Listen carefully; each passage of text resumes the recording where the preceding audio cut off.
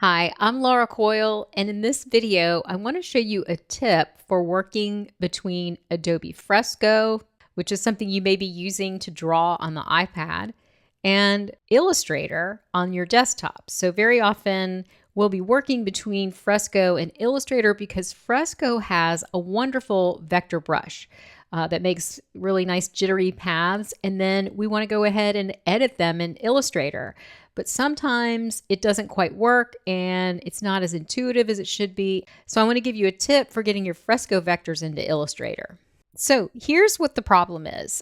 Here in Fresco, you can see I have this artwork and it's on all different layers. These are vectors painted with the vector jitter brush. And now I want to send it to Illustrator. And so what you do is you click on the export button there, and then you can choose whether you want to open a copy in Illustrator on the iPad or Illustrator on the desktop.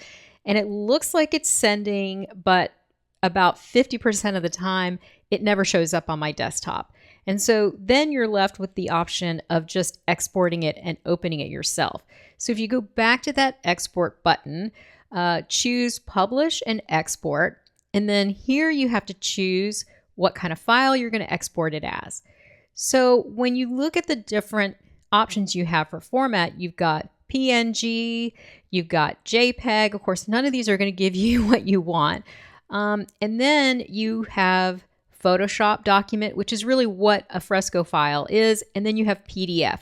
And this is the thing that most people would choose because they're thinking, this is vector content. So of course I'm going to choose a PDF because it's going to preserve that. But let's take a look at what happens when you open that in Illustrator. So in Illustrator, when I want to open this file and I go to my downloads and I see that PDF there, I'm going to go ahead and open that here in Illustrator. And, it does have vector content. That is a good thing. But what it doesn't have is, let's go to our layers right here. We don't have, and I'll pull this out so we can see it a little better. We don't have our layer structure that we created in Fresco. Everything has been kind of smushed onto one layer. And then the other thing that we have, if we look at this in outline mode, is a lot of clipping masks. And it really is just creating a new clipping mask for every layer in that file that I created in Fresco. And yeah, you can deal with this. You can get rid of those clipping masks and all that, but I have a better way. And that is unintuitive, but it's to export a Photoshop file. So let's take a look at that. So just go back to that menu in Fresco and export as a Photoshop document.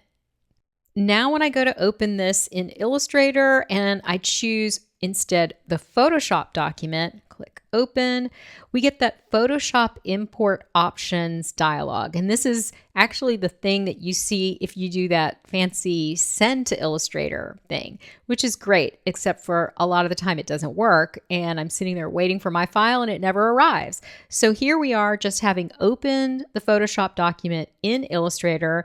We now have this dialog here, and very important, you want to make sure that you choose convert layers to objects, then click OK.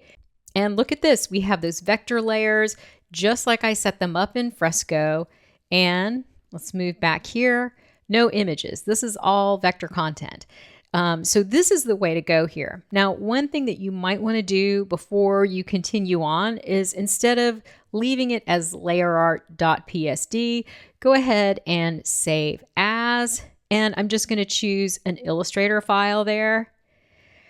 And now I'm going to be working on an Illustrator file, and that'll be just fine. And by the way, do you see any clipping masks here? I'm going to close my magic wand. No clipping masks. So we're off and running. Really great. Now the background here is an image. It's just a white background, but I can go ahead and take that layer and just throw it in the trash. And that's good. I'm ready to go.